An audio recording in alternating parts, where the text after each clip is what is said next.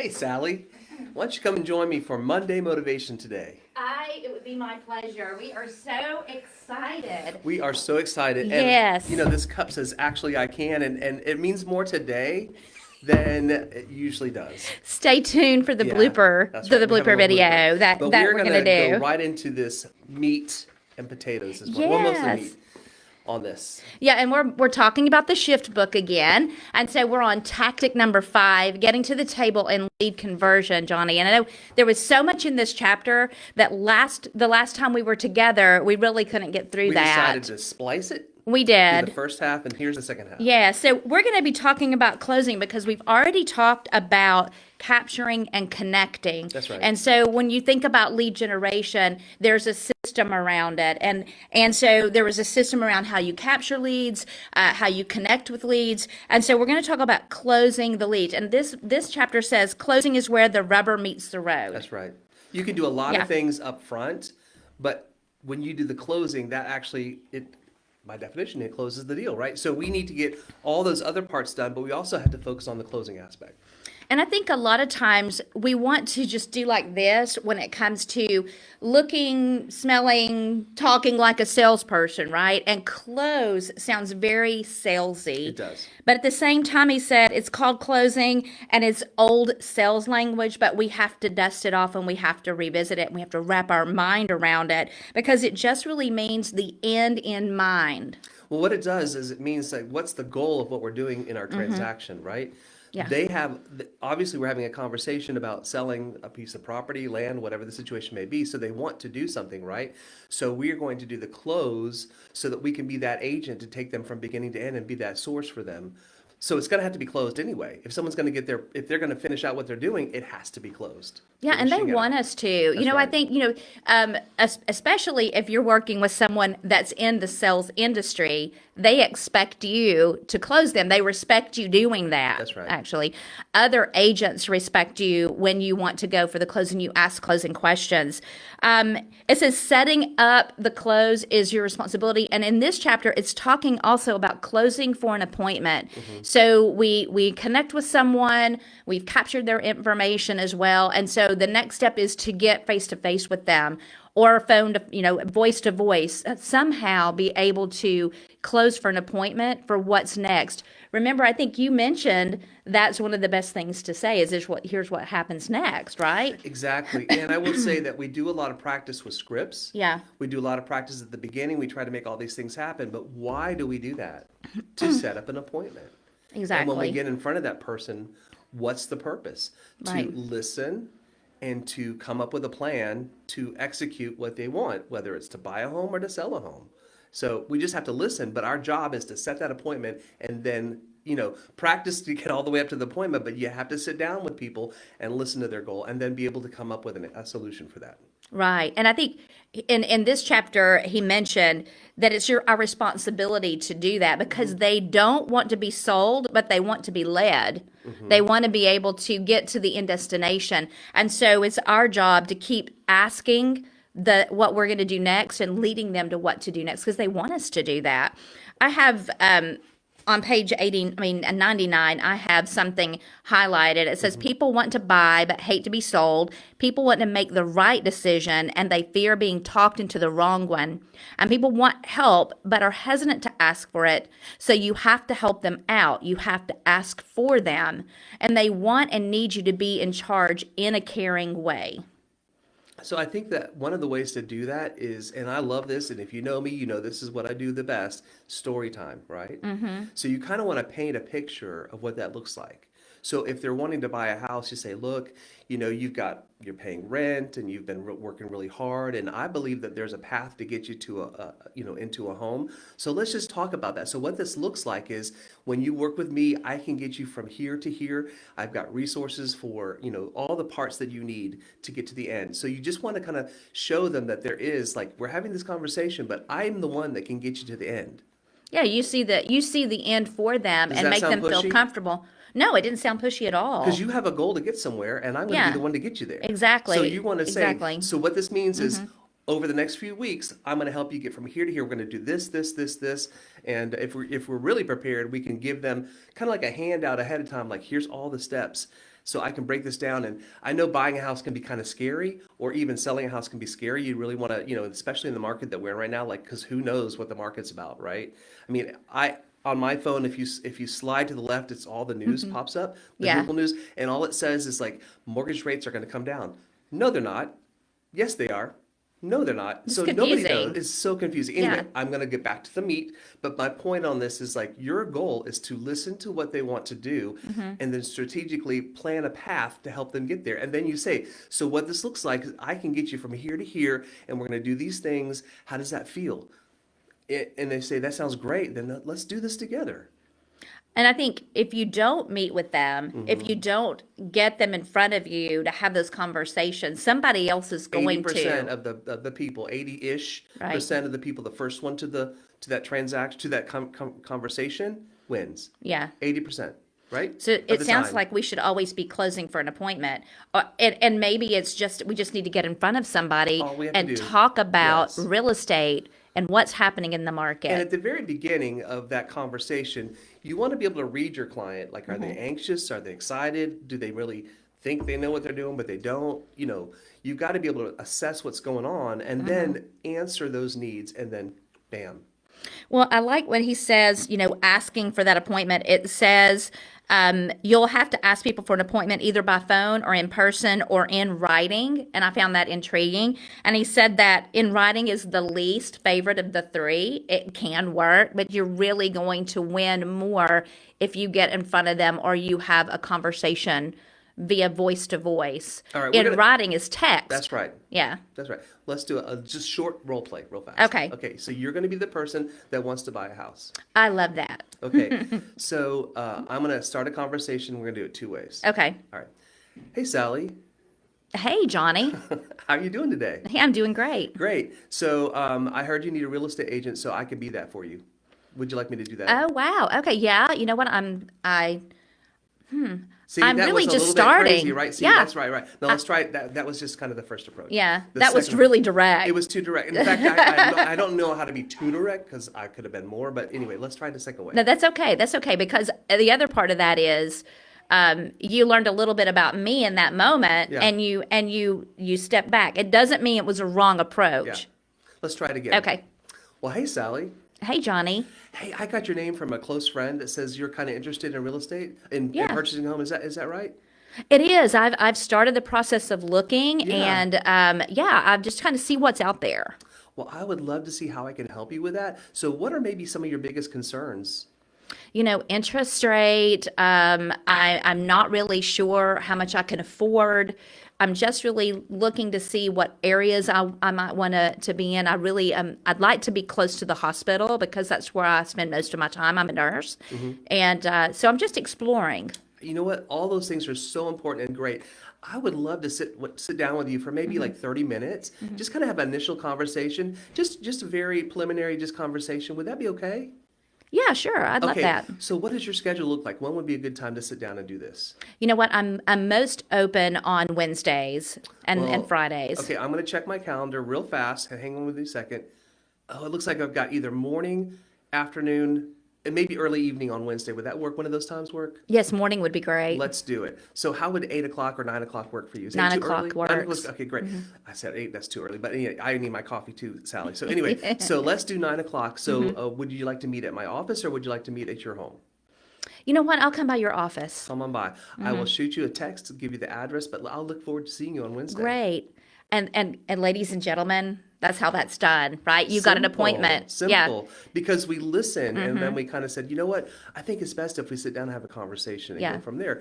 And if they're, you're not saying work with me, you're going to work with me, I can be your agent, Yeah. You don't go that route. You want to listen first and then see when we can sit down because those are great questions. Why don't we have a chance to sit down and talk about those things? Well, I love that you gave me a choice close. You also led with someone that I know, so it made me feel more comfortable when you dropped a name of someone that is familiar to me. Yeah. And so that referral was really important. Yeah. And I didn't feel like I was being sold. I felt like I was being helped, and you were going to help me discover more information. End in mind. And the end in mind is that you Right, want to have an appointment. So right. how do we get to the end in mind? We have to listen, make it comfortable. I always call it an icebreaker. Get a Yeah. little icebreaker. Tell me a little bit. And then once you've broken ice just a little bit, people are more susceptible to say yes. I think that what happened is now you've got an appointment with me. I might not be a buyer that's ready to monetize right now, but I will monetize. Like you're going to have a closing with me sometime futuristically because you've started the journey Yeah. with an appointment. Yes. So the book suggests also in this chapter that if you're having pipeline issues, it's because you're not getting in front of enough people or having close to an appointment conversations, regardless of whether it monetizes right now or not. Your pipeline has to be full of those types of relationships that are moving along.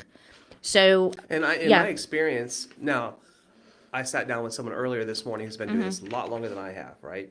But I've been doing this for 8 years, and what I have found is that getting that conversation early and meeting with them and talking with them, and sooner than later, that conversation, if you stay in front of them, will happen. yeah, Sometimes those conversations start, and it's a year later, it's 2 years later. I mean, it just depends upon the situation, but those conversations are very important. You don't want to just say, "Oh, it's not right now." You want to get in front of them and make that appointment. And as you're doing that, especially for newer agents, you're going to build up your confidence and your competence in right. having those meetings. Well, this chapter, if you go through the book, if you don't have the book, this is what it looks like. On page 100 and 101, it goes through 10 classic closes that work. And you can choose how you want that to feel around, and you may want to design that by reading who you're talking to also and their type of Yeah, personality. because option two and option eight may be awesome and perfect, but for a person at two and a person at eight, like the different people, that's right. So, especially if you want to know more about disc personality, I know Nathan Brown is teaching a class at the end of this month.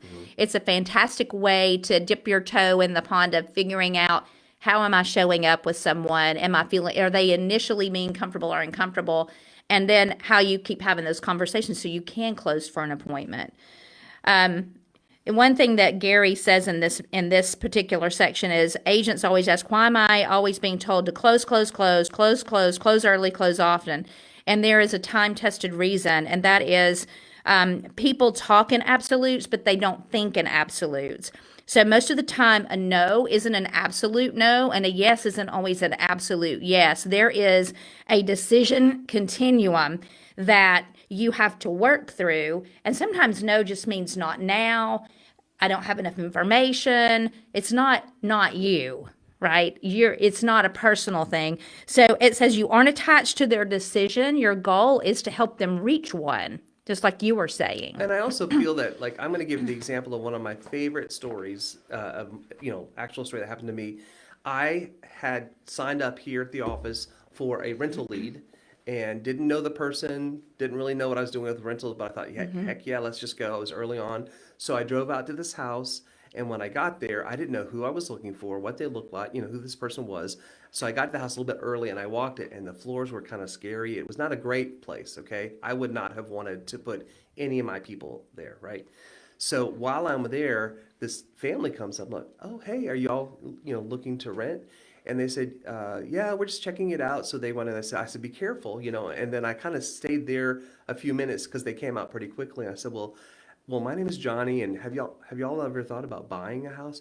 "Oh yeah, probably about a year and a half." I said, "I tell you what," I said, "I've got a couple of people that can help with, finding out when that timeline would you be, and we had this conversation.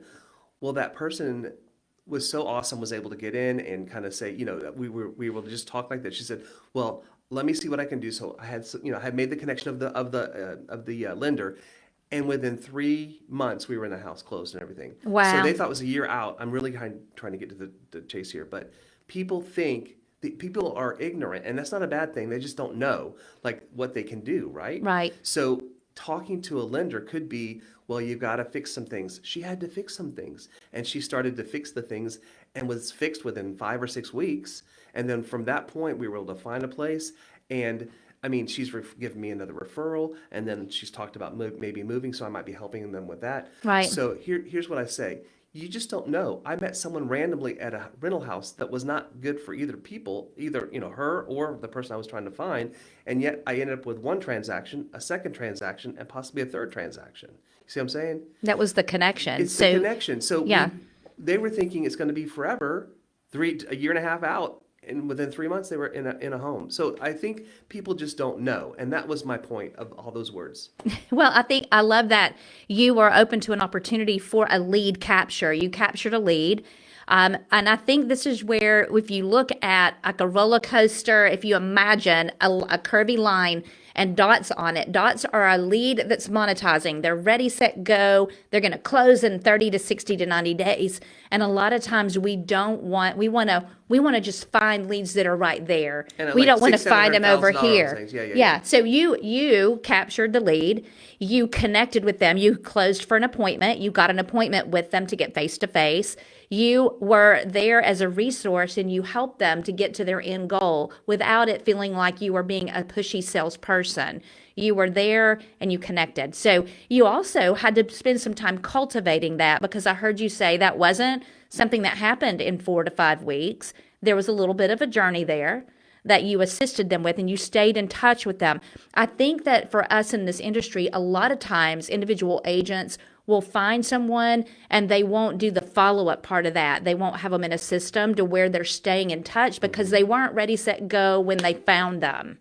So that's how we've got to get our mindset trained, is to stay into cultivation, because remember, in the decision continuum, no doesn't mean not now. It's not absolute, but you just have to stay in conversation and help move them to the decision. They want you to do that. They want you to be their guide.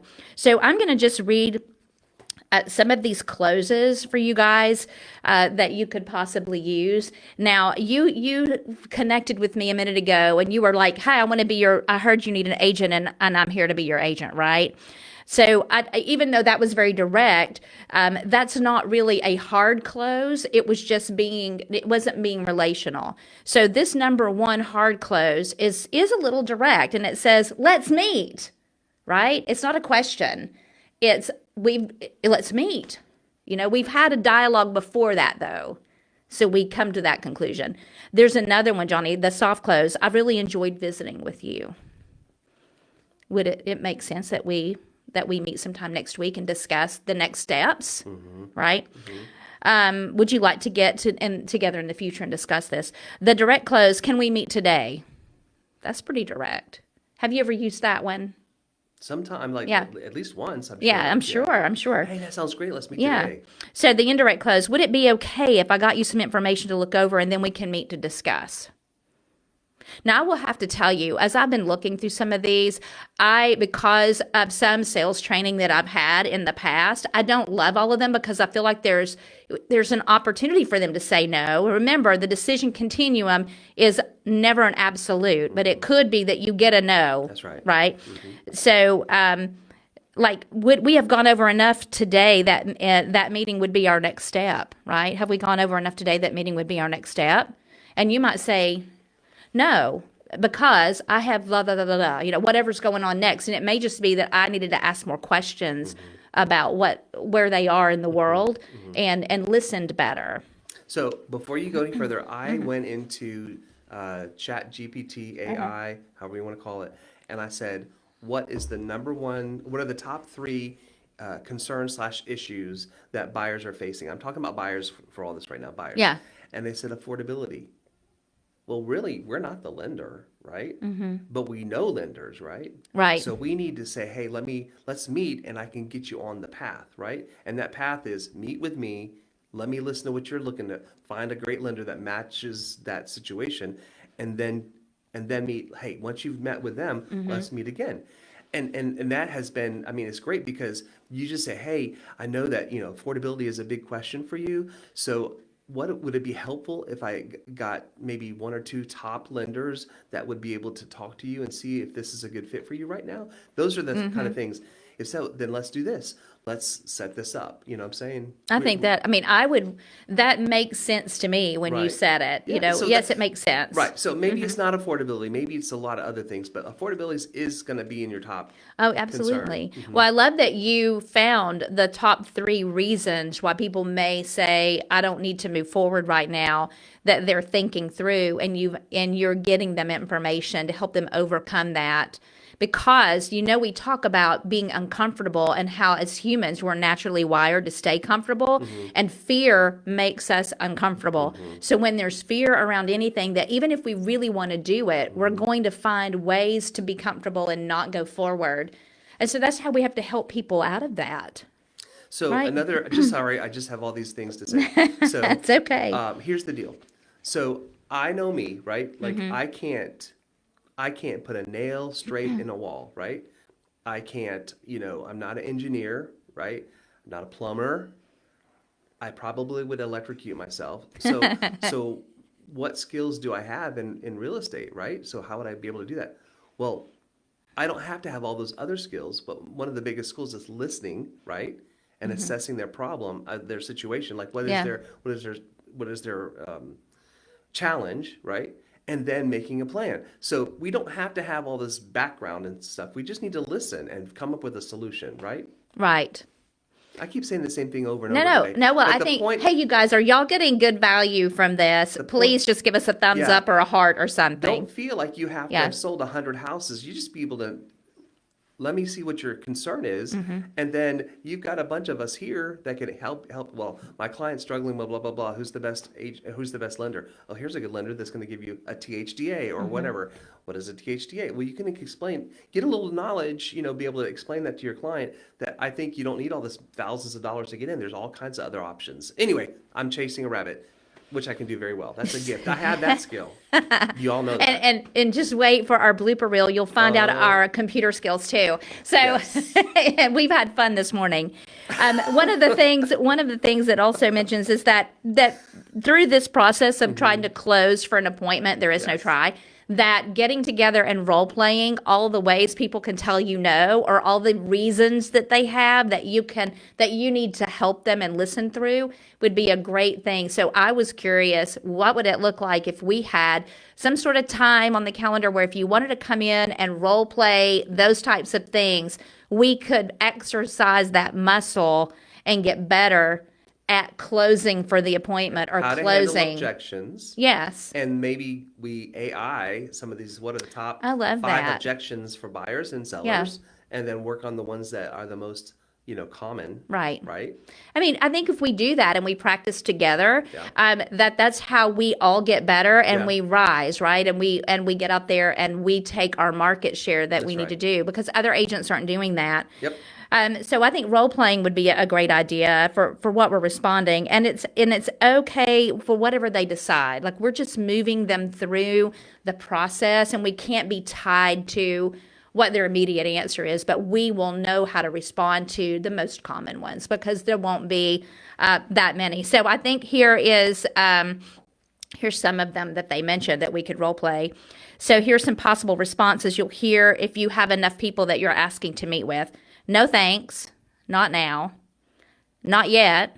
We need to think about it. We have an agent. We know an agent. We're not sure what we want to do. We're just looking. We're just investigating our options right now. That's one I used. And we're not in a hurry. We don't need to do anything. We'll get back to you on that, and on and on and on. Like, have you ever heard any of those every All of single them. day? Yeah. All of them? All of them are going to be somebody keeping themselves comfortable and doing this because they really want to get to the finish line, but they're afraid. And that's why we need to gain trust and close for the appointment. That's Now, why we have to. The next question is all those no thanks. Well, Sally, can you tell me why you feel that way? Like, what's your biggest concern? And then let them listen, right? Anyway, that's all. no, I know you ask questions. Yeah, what's your biggest concern? What are your yeah. biggest fear? What's your biggest, what is it? Like that. Oh, it's the interest rates. Well, here's just a fact about Yeah. the interest rates that we can't. I mean, nobody knows. I was explaining earlier to somebody, this video, that nobody knows what's happening with that, and the prices of homes are a certain point where we're at right now. But how long do you plan to live in that house? You're going to be there 6 months. You're going to be there for like a longer period, right? No, I want this to be my next, the Well, next place that I right. stay and don't get leave. Yeah, most people, the average is about 7 years, plus Yeah. or minus, right? So do you know historically, going way back, as long as everything's been, looked at, that houses, regardless if it's in a bad season or whatever, they always have value. They always grow. They always grow.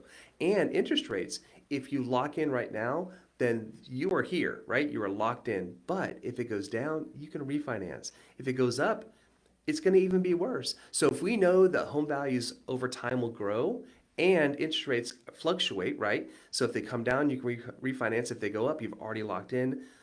That to me would make I'm making a sound decision to go ahead and make that purchase. And if interest rates do drop, then more people are going to be in the buyer pool, which is going to make prices go up because when you have more people buying a home, right, and fewer homes, it's going to cause supply and demand, cause the price go up. So wouldn't you think that now would be a good time to purchase a home versus like waiting? Because everyone that's been waiting has missed out. You don't want to have that fear of missing out, do you?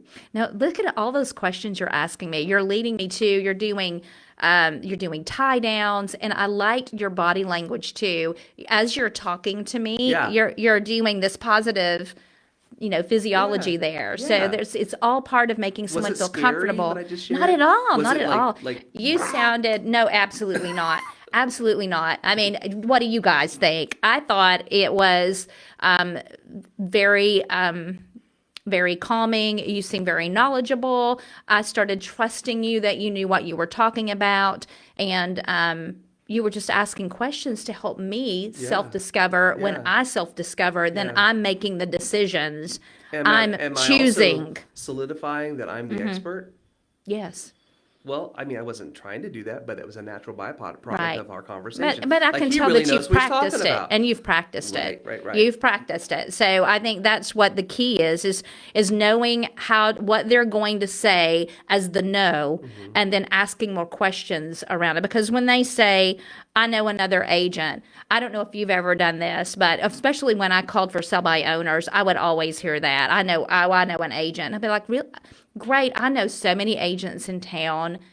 I bet I know who they are." And they didn't want to, they're like, "Well, it's none of your business who they are." And so internally, I knew that they probably really didn't know another agent. 6 weeks ago, this happened. I Yeah. was in a place where I ran into a past client, called her by the wrong name. Whoops. Marley, no, Haley. I'm like, oh, it's a Lee somewhere. Anyway, she said, you sold my house to us. I'm like, yeah, I did. I said, well, how's everything going? She said, well, we're kind of thinking about selling our house, but we have an agent. I said, really? She said, yeah, I've got a friend that's starting out in real estate. Want to help her out? I said, oh, that's great. I said, just if you ever need me, just let me know because I know this is a very challenging market. So if you want someone with experience or someone that can help you with that process, you just let me know. 2 days later, I'm sitting in my office and her husband walks in. We want you to list our house because they had a Nice. chance to talk about it, right? Yeah. So there's nothing wrong about a new agent. I don't want you to hear that and say, well, I can't do anything like that. But basically, I said, well, I can help you with that. And you, as a newer agent, can say something like that. Well, I'm at the largest. Keller Williams closes how many? What's percent of our market here? Oh, well, we had 72% of the closed sales volume for 2023. Okay, so here's what we say. I work for the largest Yeah. real estate company that has the most resources. And although I'm new, I can help you because I've got a ton of resources at my disposal to get you from here to there, right? Yes, you've just got to be able to, and here's the other part of that. Now they already had a relationship with you, so they already knew what you could do. That's right. You didn't tell them not to use somebody else. I didn't hear that. You just said, "Let me know." And you said your elevator speech. You're like, "This is my stadium speech. I've had the experience. You already know me. Let me know if I can help you." Right. So. And that I think you have to be able to project your confidence and your worth. So wherever you are in connecting with someone, the other person may not have closed for an appointment. Now you didn't really close for an appointment because you didn't want to step on somebody else's thing they were already doing, right? Right. But you naturally got it, If they had a right? decision, I said, well, if that doesn't work out or you want to have a chance, I'm always available. Yeah. And then you left it in a positive way. Right. I didn't think anything more of it until I have it listed right now. I have a current Well, listing. Yeah. congratulations. Congratulations. So I think when you come across that person that, they've told you, like, for instance, let's go back to the conversation you had with me and you set an appointment with me and I told you that I'm just starting the process of looking. And I know your style is to guide me through that and not push me through it, right? And at the same time, how you stay in touch with me is how you win. So there is cultivating leads for our future conversion. And I love Gary has his models, right? And then, of course, if you followed through the Millionaire Real Estate Agent, I've got this as well here. And we talked about what that looks like and, doing the drip to solidify them knowing you and then also staying in contact with them in multiple ways 36 times. So, what does that look like for you? When you have somebody that you know is futuristic, do you have them in some sort of a system, Johnny, to cultivate them? So yes and no. Okay. I say yes, that I know that I have done that in the past. And to be honest with you, it was overwhelming, meaning I wasn't able to keep up with it. So I got, scared because I was like, I'm going to drop the ball. So then I went in and cleared everybody out, right? And then I started smaller again. So what you want to do is you want to identify 5 to 10 people, not 50 or 100, or in my case, 400, right? You want to identify a small group of people and get that going first. You got to learn how to crawl before you can walk, right? Nobody runs a marathon but without crawling, right? There are systems in place that are smart plans in place that will help you send a text or an email, right? That can do it once every month, if they're just kind of beginning. And you can just say, very naturally in a conversational thing, hey, I know it's been a month. I just was coming back to check to see how things are going. And this would be your, like, you can categorize them A's, B's, and C's, or like hot, warm, cold, whatever you want to do. Right. Like the ones that are the most likely to buy something, and certainly at the time, then you're going to put them first, and you're going to put them on a certain campaign that you can create. And again, we have Colt, who is amazing, who's come down and helped me with that, so you don't have to learn how to do it yourself. But once you've done a couple of smart plans, then you can figure out these other people, maybe they just need every other month, so it doesn't feel like I'm like pushy, right? But you can mix it up. And then what I recommend is after maybe 2 months, put a task in there to call them. See what I'm saying? Yes. You want to put a small drip. Hey, thinking of you today. Let me know if you need anything on a text. By the way, this text thing I've talked about is called Twilio, and it's part of what we have as a resource here at Keller Williams. Twilio is a separate number. It's not your own personal number. It's a number you can purchase. I think I pay $6 a month, and whatever you don't use in 1 month rolls on to the next, right? So I've been doing this for several years. I have thousands of credits for that, meaning that I can do a bunch. So what I need to do is just a simple drip, just like we get from the office when say, I just checking on you, or who do we know, or Right. whatever. It's just something simple, and it's just getting in front of people. And some people will say stop. They want to get out of the thing. They're not that. And maybe that person isn't going to be the one you're going to work with, but there's going to be somebody that says, you know what? I think I'm ready now. It's been a couple months. I think I'm ready now. Well, and I think that when you stay in front of them multiple ways, they will remember you. And I know I have that happen with me on individuals who are thinking about getting a real estate license. I have like 2,000 people in my database and command that are categorized not licensed. And then I have some that are pre-licensed. They're in school. So in a pipeline way, there are people that are just thinking about it. And sometimes they move through and I don't know, like they're not a warm lead from an agent. So I have things that they are getting all the time. Oh, there's Sally again. Oh, there's Sally again. Oh, there's Sally again. And they see my name over and over in regards to real estate licensing. So when we have that now, the challenge is calling all those people all the time, like you said. Okay. You got to get it So, manageable, because if you get it too many things going at one time, you're not going to do it. You're gonna have the snowball effect, and it's going to just be crashing and burning. well, I think we are way over 9 o'clock. Oh, So wow. we have Yes. had so much fun talking to you guys. What I want you to do is think about, whether or not you are closing for appointment. How does that look? And also revisiting, you can look at the shift book.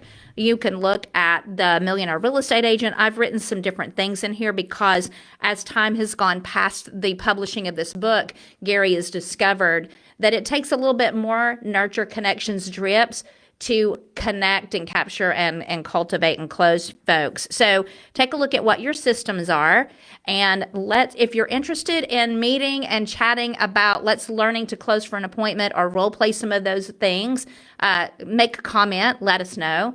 And thank you so much, Johnny. You're welcome. And stay tuned for the blooper Yes. video, and you'll laugh your rear end off. And you will know why I am technically challenged. And me too. Like, the end result was we called Colt, and Colt helped us at the very end. It was something very silly and minor, but anyway, guys, we're going to have a fantastic week, and we look forward to hearing from you soon. And I am going to get up and turn us off our live. Be motivated on Monday. That is right.